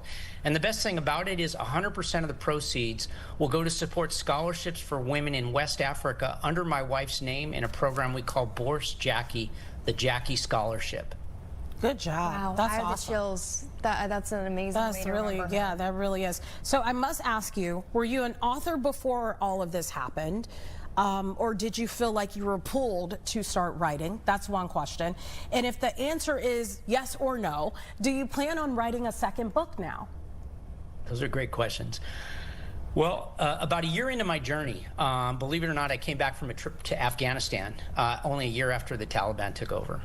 And yes, I should have been scared by all the news we had, et cetera, but it was so exciting, so foreign, and I didn't experience any fear at all that I came back and I said, I have to write a story. And this story has to be about healing loss through these experiences I've had. And that's when I decided to write the book. And it is really my first book. I did write another book before some years ago, which is I Fell in Love with Your Mom on a Bus in India, which is how I fell in love with my wife. And it was more a letter to my sons in the form of a book. But this, I hope, will have a much wider audience because of the theme of healing, grief, and adventure. And I don't know if I'll write a book again. It's been not just the end of a project, which normally authors encounter when they write a book, but it's been the end of an incredible chapter in my life, a profound chapter in my life, a chapter of loss and healing and transformation. So I don't know. I have a couple ideas, but I need to get through this first. Great. Well, Barry, it sounds like you're doing very well and you're sharing a great story with the world. One more time, you said March 3rd, I believe, is when it will be out. Where can people, look for it, purchase the book? Sure. Thank you for asking that. So it'll be available March 3rd on all global retail outlets. Also, I have a website, which is www.belongingtotheworld.com, which has a lot of beautiful pictures of people and places around the world. And I do hope people will consider buying a copy and possibly leaving a review on Amazon. Like I said, 100% of the proceeds will go to support just some incredible women that we provide scholarships to in West Africa in Jackie's name. Barry, I send you all the love, all the prayers, all the peace. Really, I mean, you've gone through a lot. You said your mom has passed, your wife, you're now back in that house. where I'm sure you had a lot of cherished memories. So I send you all the love, really, that your heart can hold. And thank you. That's very kind. I really appreciate it. No problem. And thank you so much for coming on. Legacy. You really are. Thank you. Thank you again. Bless you. Nice to meet you. Really nice to meet you. I know that's a heavy one, but thank you, Barry, again for sharing your story. And I hope that people are able to go seek out that book. For sure. Coming up after this break, we'll have more, including talking about SNAP benefits and the change that might be happening here on February 1st. We'll have all the details coming up.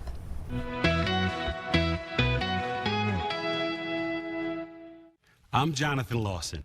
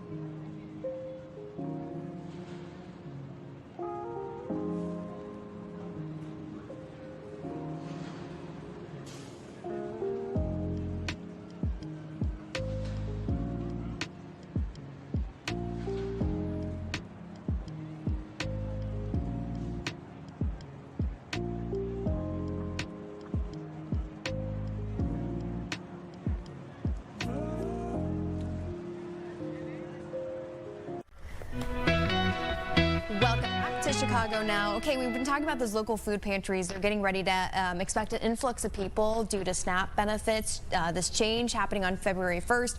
Already know that a lot of pantries are kind of at their, ends meet, at their limit. So we're getting an idea of what it might look like with this new change from Manny Lee from the Greater Chicago Food Depository. Thank you so much for joining us once again. We know that you're a friend of the show, a friend of Fox Chicago. Yes, thank you so much for having me. So let's talk about, for people who need a refresher, what is this change in SNAP benefits? What are these new requirements we're hearing about? So there are two important dates that are coming up that people should know about. Starting on Sunday, February the 1st, that is the day that the Illinois Department of Human Services, who administers SNAP in Illinois, they will start checking to see anyone anyone during the age of 18 and 64 who do not have any dependents under the age of 14 must start having to satisfy work requirements unless they are exempt. Now, those work requirements mean you have to start either working, volunteering, or be enrolled in an education program for at least 80 hours a month. If you're not able to satisfy that, or if you're not, you do not qualify for an exemption, you will then lose your benefits starting May the 1st. And what we mean by exemptions are anyone who, for example, has a child who's under the age of 14, if they are pregnant, or if they have a disability that prevents them from working. And so those are the two dates that are really, really important for people to remember. You know, there was a time not too long ago where people that had SNAP benefits were kind of in limbo. The Greater Chicago Food Depository stepped right up, as always. Are you prepared for an influx of what could come as a result of these changes? We are bracing ourselves for yet another hunger crisis. I mean, you're correct. You know, during the recent government shutdown, we saw what happens and the hunger and hardship that was unleashed on this city and on this country when you take away access to SNAP. It's a critical lifeline for many, 2 million people actually in the state of Illinois. And we estimate that around 200,000 SNAP participants will be affected by these work requirements and will not be able to show that they have an exemption and are at risk of losing their benefits starting May the 1st. So when you say you're making preparations, how do you even prep for something like this? Because I know that you guys are already doing so much because there's already a big need. Yeah, that's a great question. So, I mean, I need to be clear. Any SNAP benefits that are going away, the charitable food system cannot fill that gap. We are trying our best, and we will do our, we are absolutely committed to making sure that our pantries of 800 pantries across Chicago and Cook County have the food that they need to help distribute out into the community. But we cannot fill that big void and the gap that is coming from these SNAP benefit losses. And so we are trying our very hardest, and we're trying to get as much food out into the public as much as possible. You know, I've gone to some of these pantries, you know, over the last, I would say, 5 or 6 months, including yours, where, you know, some of our Fox 32 team filled up some boxes. When you talk about, it's not just the Greater Chicago Food Depository, there's others out there. What are you hearing from other pantries in terms of being stretched thin? Because we've seen these lines wrapped around the corner where people are desperately looking for food.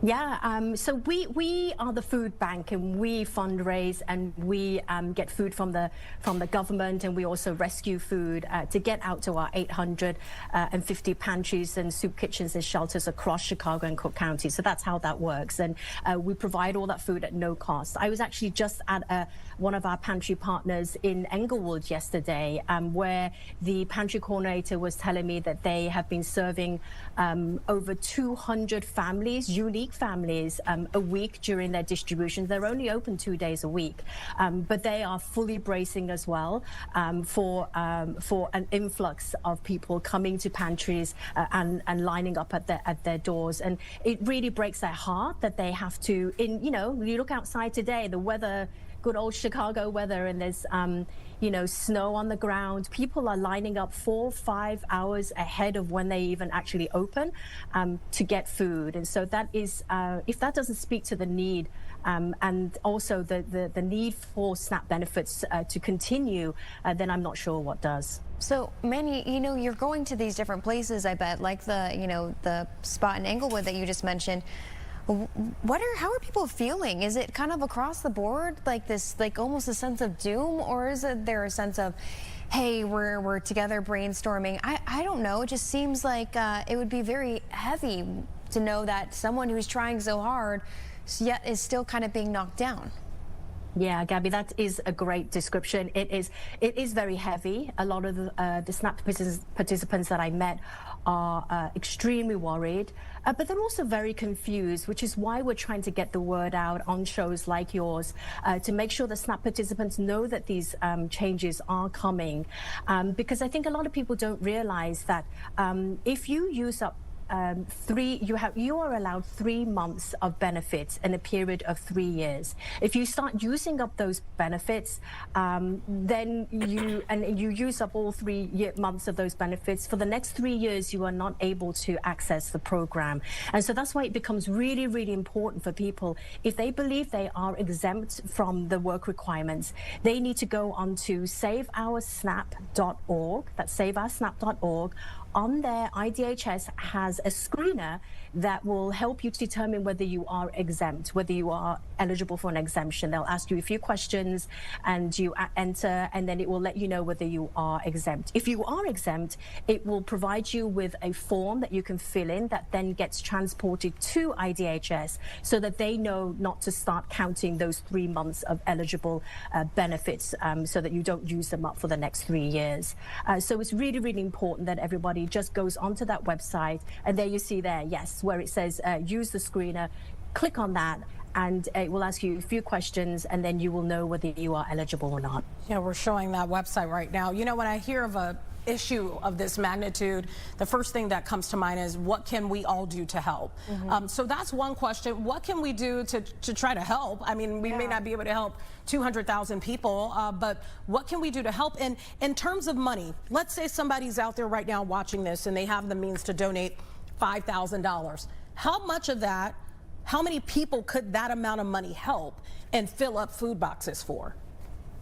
Well, yeah, that's great, because we always do, and as you know, as great friends of the Food Depository, you understand that we are always, we never turn food away. We always love food donations, but the best way to help is donations. And I'll tell you why, because we as a food bank and as a nonprofit, we are able to capitalize on the great partnerships that we've built up in our 46-year history from food providers and manufacturers, where we are able to really stretch that dollar and make sure that we are able to provide as much food and buy as much food as possible, more than the average consumer going to your local retail store. So yes, donations. You can also volunteer. We also really welcome volunteers to come and help us repack the food that we purchase and that we get into smaller portions so that we can get out into the community. But right now, the most important thing, because SNAP is such an important part of helping to alleviate food insecurity in our communities, we need those safety net programs and those food assistance programs to exist alongside the emergency food system, like food banks and food pantries. And so we need to be tackling this issue from both angles. You know, this might be a silly question, but you mentioned volunteering. You know, one of these requirements would be, you know, volunteering possibly the 80 hours a week. Are you opening up a month, excuse me. Are you opening up your doors? Hey, you know, if you need to meet that requirement, come to the Chicago Food Depository and do some volunteering. Or do you guys offer more of a, you know, group-based volunteering where an organization comes in and volunteers to pack? Both. We do individuals, we have corporations, we have family days, you know, but you know, for anyone who is looking for volunteer opportunities, maybe you know, call your local food pantry, see if they need. They're always needing help. There are a lot of those requirements and how IDHS is going to be checking to see whether you are fulfilling those 80 hours of work or volunteer or education program. Those rules remain a little unclear right now. We're all dealing with this very sudden change that has been put on us. And so the Illinois Department of Human Services, I understand, is working very hard to try and implement these programs and to implement the changes. So that is unclear to us right now, how that will be implemented. And it probably doesn't help that, you know, some of the nonprofit organizations that are like after school care that would feed kids and stuff like that have also seen federal funding cuts. So it's like a whole trickle down effect as well. Can you give us your website real quick for those who may want to go on there, may want to donate? Yeah, so anything you want to know about the Greater Chicago Food Depository, you can go to chicagosfoodbank.org. But right now, because of the exemptions and because we are worried that so many people are actually exempt, but they're not letting IDHS know, please go to saveoursnap.org. SaveOurSnap.org. Yeah, thank you for sharing that as well. Yeah. Manny Lee, thank you so much. We always appreciate you coming on the show. You break everything down so it's easy for people to understand. And we hope that, you know, there's a brighter future ahead. Yeah, we'll see you soon. We'll be there to volunteer soon. We'll see you soon. Thank you. Thank you. Thank you. Oh, today, so many tough topics. It really is. Yeah, but especially for people that, like, I know you're kind of like this too, where you want to try to save and change the world. And it's like, where do you even start? It's so many different issues. Where do we even start? I almost wanted to ask her if she had some kind of calculation. It'd be hard maybe to calculate, like, how much money would be needed to be donated a month towards the Chicago Food Depository to make up for that. Yeah. That number. Well, 5,000 wasn't, you know, we talked about the 5,000 number, so we know that's not it. Yeah. But I guess the benefit is that they do have partnerships where they can get those bottom line prices. So We can only pray and We're hope for lucky the to best. have them. Yep. All right, well, we have a little bit of a brighter topic coming up here after this break. We're talking about education and maybe more opportunity here for Chicago students right after this break. The social media role.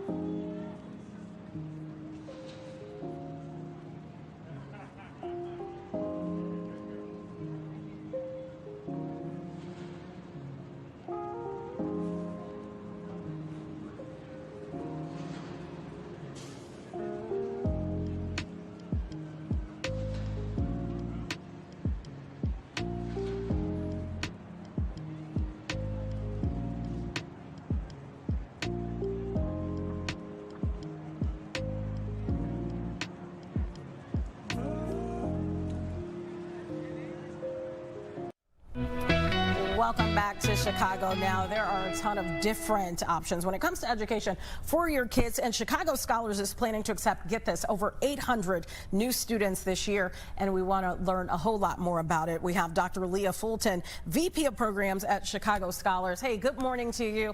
Thank you for coming on. This is really exciting. Let's talk about it. You're about to celebrate 30 years here. Tell us all about this organization. Absolutely. So Chicago Scholars has been around for 30 years, so celebrating our 30th year this year, and have been supporting first generation and low income students across every neighborhood in the city of Chicago to and through college, and supporting economic mobility, leadership development, networking, and really helping to make sure that we're creating pathways for economic mobility. So you're introducing Chicago Scholars Virtual. You know, how does that change things? What does this mean for people who are interested in the program? So Chicago Scholars Virtual is our pathway towards scaling this 30 years of a proven research-based curriculum that really supports students' ability to get to and through college successfully, that our model surpasses what happens when scholars who are similar to our scholars do not have access to the kinds of resources that we provide. But our program model has always been in person to a degree. And so Chicago Scholars Virtual leverages our platform called Reach Pathways, which supports college and career success and allows us to grow from about 600 scholars in each incoming class to provide about 375 additional seats for the class that we're currently recruiting for. Asynchronous, not in person, but still access to the benefits of the Chicago Scholars Network. And so Chicago Scholars Virtual is the pathway that allows us to be able to serve more high-achieving, first-generation, low-income students across the city of Chicago. So, Doctor, I love it. Dr. Fulton, walk me through what are the requirements. Do you have to live, I know it's called Chicago Scholars, do you have to live in the city of Chicago? And if I'm virtual, is this a commitment where I'm logging in once a week, twice a week? How does that work? And what are the benefits? Is this a class when I log on and I'm being taught about fiscal responsibility? Am I learning about, what I need to do to ace the ACT or SAT. Tell us how that works. Absolutely. So the way that our model is set up for Chicago Scholars Virtual, first the criteria, whether you're Chicago Scholars Virtual or our traditional track, which we are referring to as Chicago Scholars Classic, you do have to live in the city of Chicago. You do have to be a high school junior. You also have to not just attend school in Chicago, but to also live in the city. So both of those things have to be true. Generally, our GPA expectation is a 3.0 unweighted. We understand that life happens. So if someone is on the cusp, we highly encourage them to apply, and then to either be first generation or to be low income. So one or both of those criteria are necessary. What it means to be a Chicago Scholars Virtual participant means you log in into the Reach Pathways platform on at least a monthly basis, and within that, you're going to be introduced to a roadmap that's intentionally curated to mirror the program curriculum that we've designed that serves scholars in our classic model of the program. So you're earning gems along the way. You're learning about things like match, reach, fit in terms of the schools that you may apply to for college, to make sure that when you get there, it's a good fit for your academic profile, that financially you won't get there and then find that by your sophomore or junior year, you can't afford to remain there, that they're going to get that kind of support. There's going to mean access to scholarships that are exclusive to Chicago Scholars participants, but also support in identifying scholarships outside of the Chicago Scholars Network during those college years, resources related to emergencies, because things happen, particularly when you don't have the financial safety net as a low-income college student. We provide resources around emergency funding, but we also provide support around career and leadership advancement during those college years that help to support during that time to secure the kinds of experiences throughout those college years, so that when they graduate and become Chicago Scholars alumni, that they're positioned for economic mobility, that they're graduating with as little debt as possible, that they have AI literacy skills and understand how to use it ethically, and that they're positioned for economic mobility. So that's generally 7-year pathway, but providing support from applying to college, getting through, and then moving into graduation, and really extending Chicago Scholars Network. I needed you when I was in college, because we've talked about, we got to college, but the financial struggles. It's hard. Once you're there and trying to navigate. When your parents haven't gone to college, there's so many questions. Really, it seems like sometimes it's secretive, like, oh, everyone has debt. Don't worry about that now. You can worry about that later. Well, if I would have had some resources like this, then maybe I wouldn't be in a position I was in my young adult life. What are some of the success stories that you've heard, I guess? Tell us about some of the students who have really taken this in stride and done well in these last 30 years. Oh my gosh, we have a variety of alumni across the country, but even right here in the city of Chicago, who are making a significant impact. I just had the opportunity to spend some time actually with one of our board members who described some of their own experience as a scholar in the program, unexpected illness in family among parents that really impacted college trajectory that Chicago Scholars supported along the way, when what they described as their safety net didn't remain available in the way that they expected it to be. And this person is now working in the area that they studied for, making a difference for people in the medical field, and then giving back to the organization as a Scholar alum. We have a number of Scholar alumni who actually work on staff here at Chicago Scholars, who really help to shape what we do in the organization, but to also impact other first-generation low-income students. I think one of the most impactful pieces of that is specific to our partner network. So our platinum partners, over 100 colleges and universities across the country, who guarantee the coverage of full demonstrated need for our scholars if they choose to attend one of those institutions. Really just helps to shore up that support system and make sure that they can choose institutions that provide them with the kind of financial support that allows them to come out of college without the student loan debt that we see impacting so many people across the country. Dr. Fulton, I must ask you, I'm guessing Chicago Scholars is a nonprofit, and I'm just curious how you're doing with, we've seen so many different organizations come on our show and talk about federal funding cuts and not being able to provide a lot of services. I'm not hearing that here. So how are the cuts impacting your organization?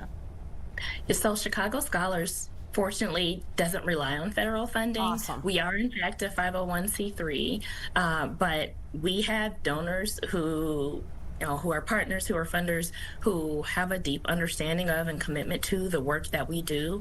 And so that has provided some measure of support and insulation.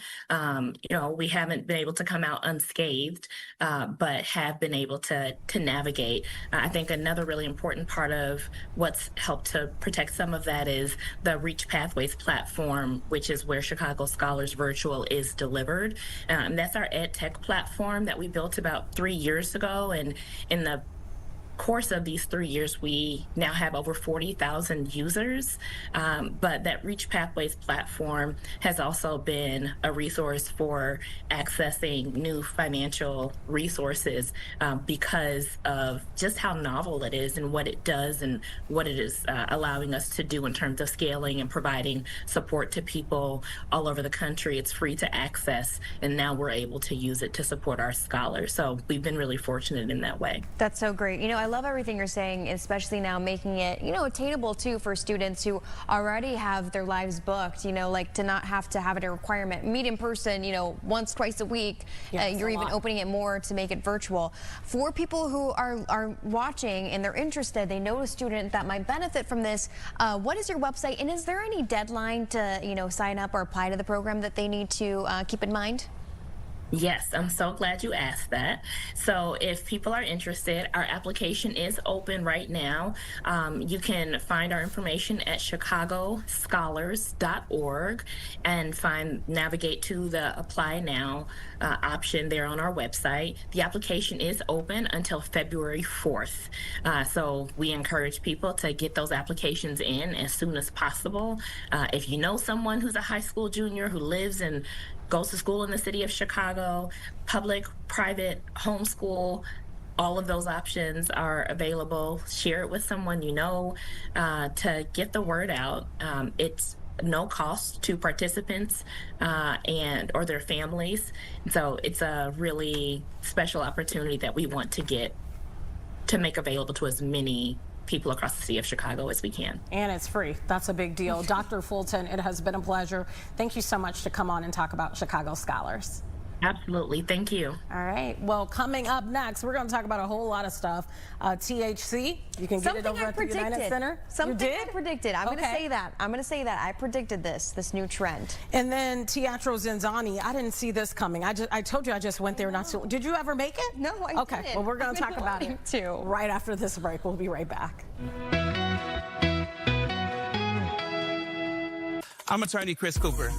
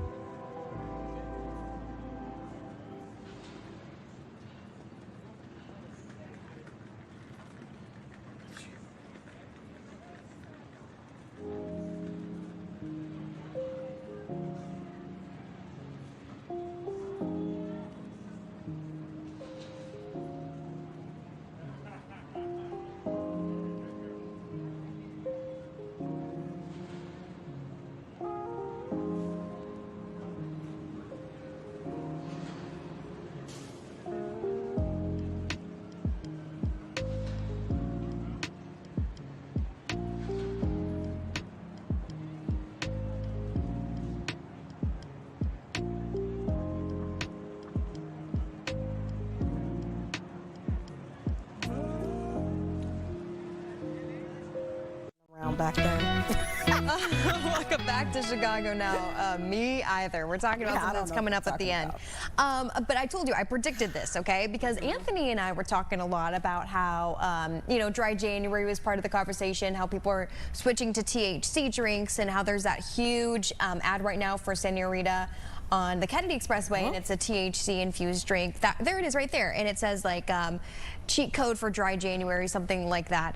Well, here's some new news. So the UC is making history as the first United Center, as the first major arena in the U.S. to offer THC beverages. It's a new multi-year partnership with Chicago-based brand Senorita. I didn't know that it was actually made here in Chicago. Some good money. And Rhythm. They'll make THC beverages available at concerts and live events to expand options for visitors over the age of 21. So this is actually going to kick off with giveaways and some samples of non-infused ones, so you can kind of get the taste for it at the Boys to Men concert that's coming up, and also Rascal Flatts concert that's coming up on February 6th, so beginning of February. And the initial lineup will include 4 5-milligram hemp-derived THC products. So Senorita is kind of like a margarita flavors, Paloma, and then Rhythm is more of a sativa beverage pairing. It says mandarin orange with natural caffeine for crisp, energizing boost. That's very addy. But okay, so let me ask what are your thoughts on question. this? So THC, it gets you a little high. Is that correct? Yeah. Okay. Well, here's my answer, okay? It's a very motherly, matronly answer. When you go to these concerts, people are smoking anyway, and they're not supposed to. It's true. So make a dime off it. If I'm Senorita, I wish I would have come up with it. No, for real. That's some good money. That's all I'm going to say. I will say, are they going to put a limit on it? Smoke. Are they going to put a limit on it? 5 milligrams is a lot, and maybe someone's trying this for the first time. Hey, you know what? It's available at the UC. I'm going to try 5 milligrams. Drink responsibly. Drink. That's like, not my problem. I would think that, honestly, they should put a limit of like 2.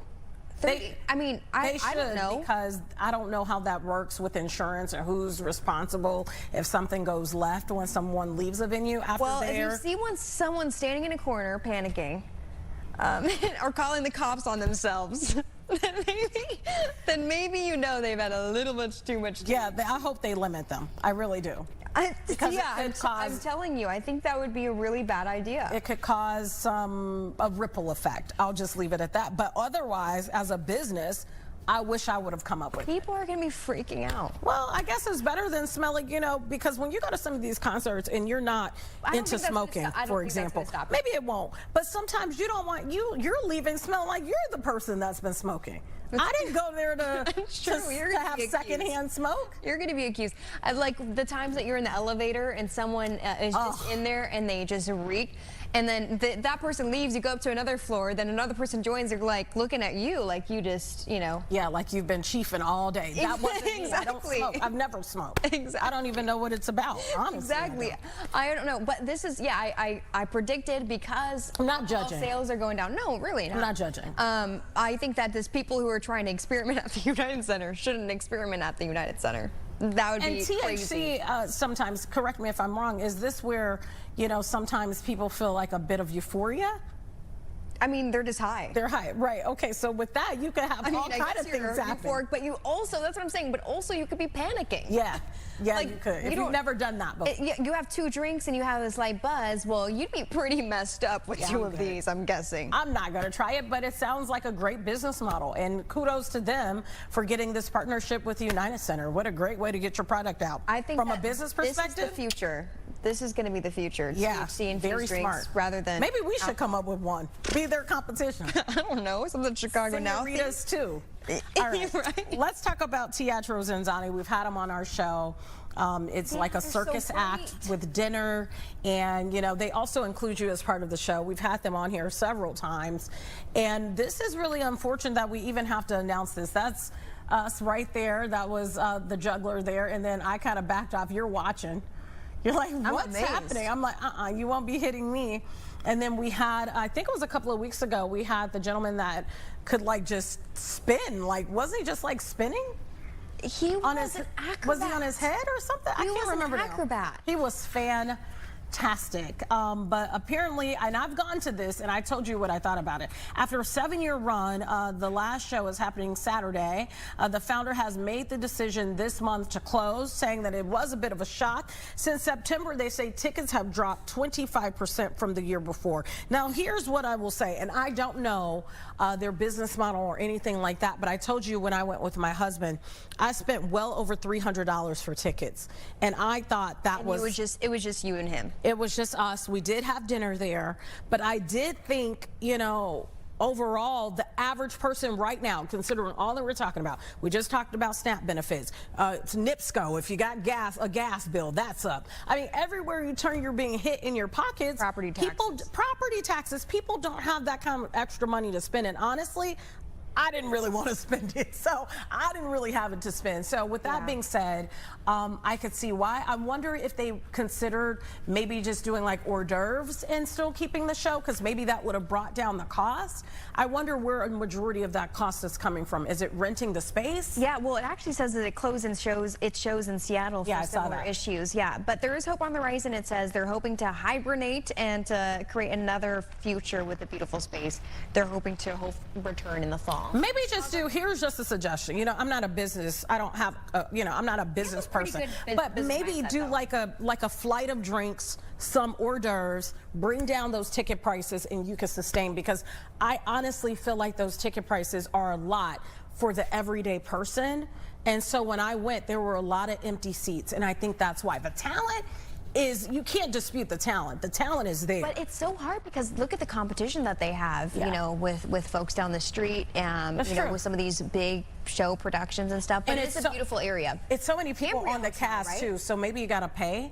You know, you got to pay for that. So I don't know what they could do. Well, I wish them the best, and I hope to see them back in the fall. We want to see you back here in the studio with some good news. We appreciate you joining us. What's today? Tuesday. Tuesday. Man, it's only Tuesday. I know, too. Oh, I thought it was hump day. Well, we'll see you on hump day. Have a great rest of your day. Stay warm. Stay safe. Have a great day. See ya. See you tomorrow.